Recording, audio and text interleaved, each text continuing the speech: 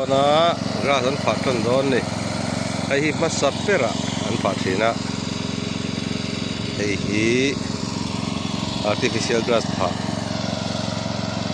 dan step ani hei hi masap pera an chap hei vekanga an chap hei vekang chumi zaw chuanin hetlai mi hi sa lai sa artificial grass so phá lấy đòn ta này phá xăm thế này là môi view rồi này đây cái phá mà sắp bể tu lúc tắc kín ăn vẹn phát rồi này sa đòn không mấy hết là mà hiện phá là mà bạn sắp rồi này sắp rồi vector ini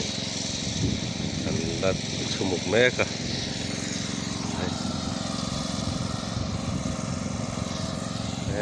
tamatnya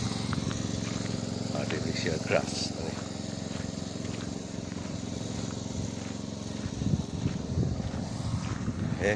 tahianin grass pui akha omta Joki ini ya kita nih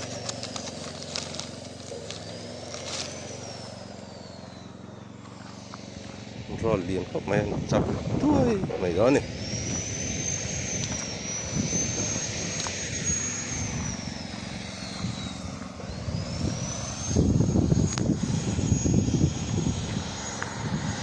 mà bạc chú ở là tấm hộp máy kian fencing tu ni hai tam yusing hi ra katang sang grass po nge asai chu fencing tu ni ta a net ta ni hi mi zo tong ton pal nei chu irlen pal tan ge tan sian ta na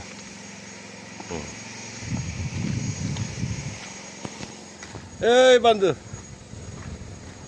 đó là sao bandu bantuan sumuk merah kan ya tani lama sian volleyball ma oke banyak kan